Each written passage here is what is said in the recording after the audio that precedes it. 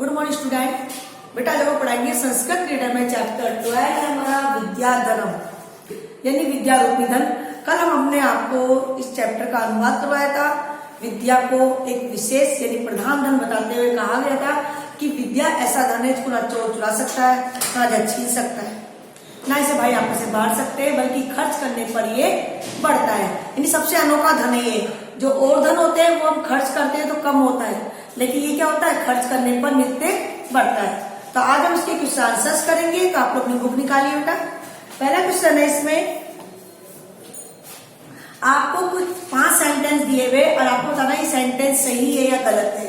अगर सेंटेंस सही है तो उसके आगे आपको आम बढ़ना है, और सेंटेंस गलत है तो उसके आगे न बढ़ना है, नहीं। पहला है विद्या राजसु पूजते। विद्या को राजाओं में पूजा जाता है। बिल्कुल सही है कि राजाओं में विद्वानों की पूजा की जाती है। तो आपके आंसर में आएगा सही। तो आपको यहां लिखना है आम। इसका अर्थ है सही। वाभूषणम भूषणम नहीं, वाणी रूपी आभूषण आभूषण नहीं है, गलत है। वाणी रूपी आभूषण ही आभूषण है, सच्चा आभूषण है ना। तो इसमें आएगा नहीं। विद्या धनम सर्व धनेषु प्रधानम।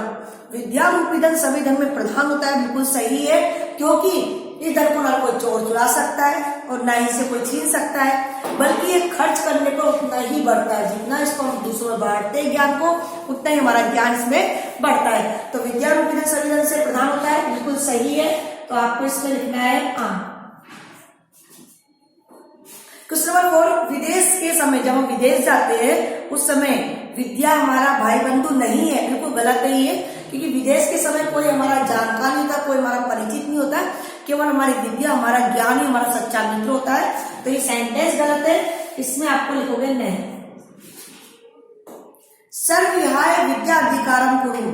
इसका अर्थ है कि हमें सब कुछ छोड़कर इस समय जो हमारी अवस्था है, इस अवस्था में हमारा मेन लक्ष्य होता है पढ़ाई करना, अध्ययन करना। तो इस समय में सब कुछ छोड़कर केवल विद्या पर अधिकार करना चाहिए। ये बिल्कुल सही सेंटेंस है। तो इसके आगे हमें लिखना है आम। ठीक है ना। तो पहले में भरिए आप आम, क्योंकि विद्याओं की राजाओं में पूजा होती है, अर्थात राजा भी विद्वानों की पूजते हैं। तो आम आएगा। दूसरा है वाणी रूपी आभूषण नहीं है, गलत है ये। तो आएगा न। थर्ड है विद्या रूपी धन सभी धन से बड़ा होता है, श्रेष्ठ होता है। तो आंसर आएगा आम। तो लिखिए हाँ। विदेश गमने, विदेश जब जाते हैं, विदेश यात्रा के समय विदेश में विद्या ही हमारा मित्र नहीं है, ये गलत है। कि विदेश में विद्या ही हमारा सच्चा मित्र होती है, हमारा ज्ञान हमारा मित्र होता है। तो इसमें न, सब कुछ छोड़कर विद्या को हमें अधिकार करना चाहिए, यानी विद्या अध्ययन करना चाहिए। बिल्कुल सही है। तो इसमें आएगा आम। तो आप इसे लिख लीजिए अपनी बुक में। क्वेश्चन नंबर 2 में आपको 5 वर्ड दिए हुए, 5 पद दिए हुए। आपको बताना है कि वर्ड दिए हुए कौन से लिंग के, कौन सी विभक्ति का, कौन सा वचन है। तो सबसे पहले नरस्य। नरस्य आपके पुल्लिंग में आता है, तो आप लिख लीजिए पुल्लिंग। और यह आपकी षष्ठी विभक्ति में एक वचन। षष्ठी विभक्ति क्या है, एक वचन। जैसे राम की आपने याद किया ना, रामस्य रामियो रावणम, वैसे ये षष्ठी विभक्ति का ये एक वचन है और पुल्लिंग में आता है। सेकंड पद है हमारा गुरु। गुरु भी पुल्लिंग में है, ये भी षष्ठी विभक्ति का ही है, रामस्य रामियो रावणम। वैसे ही व्यापक क्या आएगा, लेकिन ये बहुवचन है तो हम लिखेंगे बहुवचन है।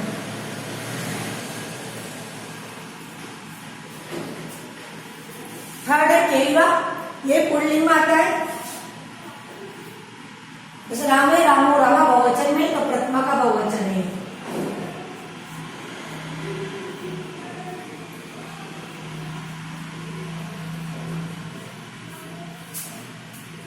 और तो है कीर्ति। कीर्ति आपकी स्त्रीलिंग वर्ड है। विद्या विभक्ति और एक वचन।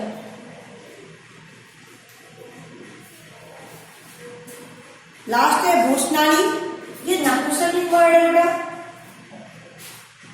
ये प्रथमा और द्वितीया दोनों हो सकता है और बहुवचन।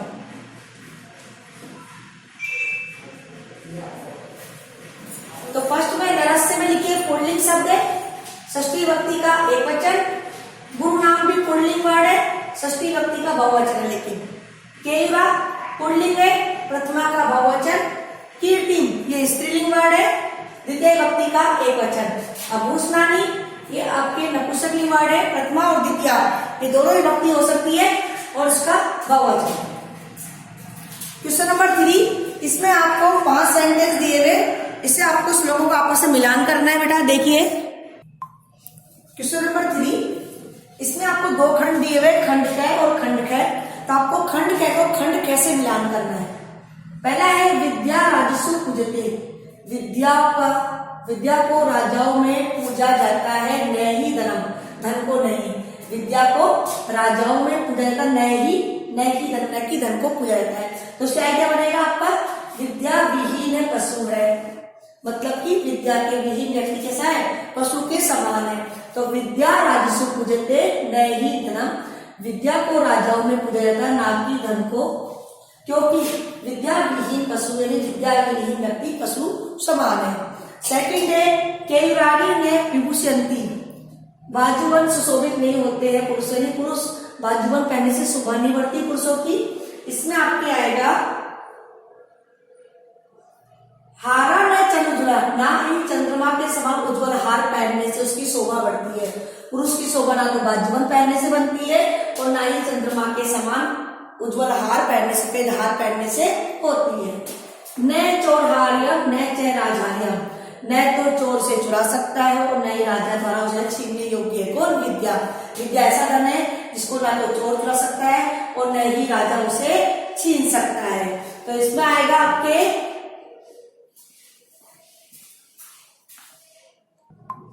न चोरहार्यम न च राजहार्यम, नहीं तो चोर से चुरा सकता है, न राजा उसको छीन सकता है। किसको, विद्या रूपी धन को। तो इसमें आएगा न भातवाज्यम न च भारकरी, क्योंकि ना तो ये भाइयों के द्वारा बांटी जाती है और ना ही ये हम पर बोझ होती है। तो न चोरहार्यम, न चोर द्वारा चुराने योग्य, राजा द्वारा छीनने योग्य, न ही भाई द्वारा बांटने योग्य, न ही हम पर बोझ है। सत्कार रत्न कुलस्य महिमा, यह सम्मान प्रदान करने वाली है, कुल की महिमा है। तो आएगा रत्ने बिना भूषणम, रत्ने बिना भूषणम। वाणी का समर्पण करती पुरुषम, वाणी ही एक आभूषण है जो पुरुष की शोभा को बढ़ाती है। तो वाणी कैसी होती है, या संस्कृता धारिते, संस्कार युक्त वाणी, संस्कार युक्त वाणी ही एक ऐसी है जो कि पुरुष की शोभा को बढ़ाती है। तो देखो आप दोबारा ध्यान करिए, विद्या राजसु पूजते, राजाओं में विद्या को पूजते हैं ना कि धन को, क्योंकि विद्या विहीन पशु, विद्या विहीन व्यक्ति पशु समान है। केवल नहीं भूषंती, पुरुष की शोभा बाजूबंद पहनने से नहीं होती है और ना ही चंद्रमा के समान उज्जवल हार पहनने से होती है।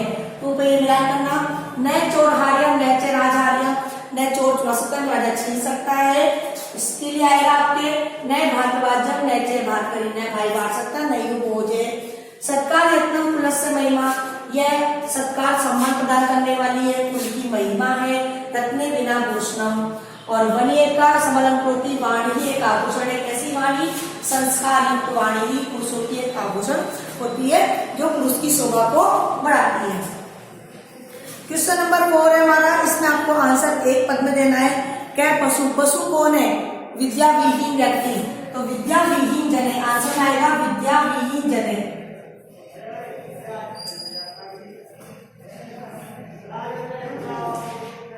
विद्या विहीन व्यक्ति पशु समान है। सेकंड है का भोगकारी, भोगकारी कौन है, भोग देने वाली कौन है, विद्या।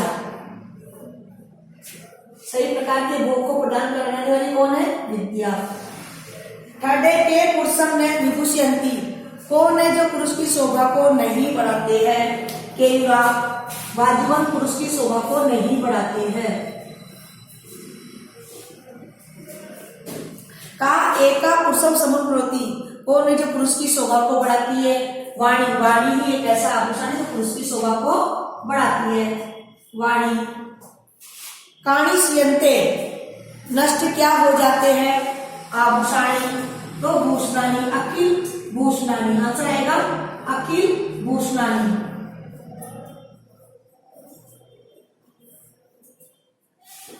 ठीक है ना। तो क्या पशु, पशु कौन है, विद्या विहीन जने, विद्याहीन व्यक्ति पशु समान है। का भोगकारी, भोग प्रदान करने वाली कौन है, विद्या।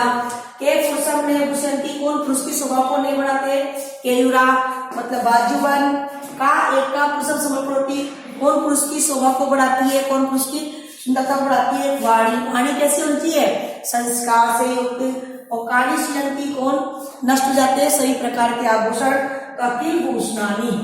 तो हमारा ये क्वेश्चन नंबर 4 हमारा कंप्लीट हुआ, बाकी हम कल करवाएंगे, तो इतने आपको अपनी पेपर में करने हैं। Thank you.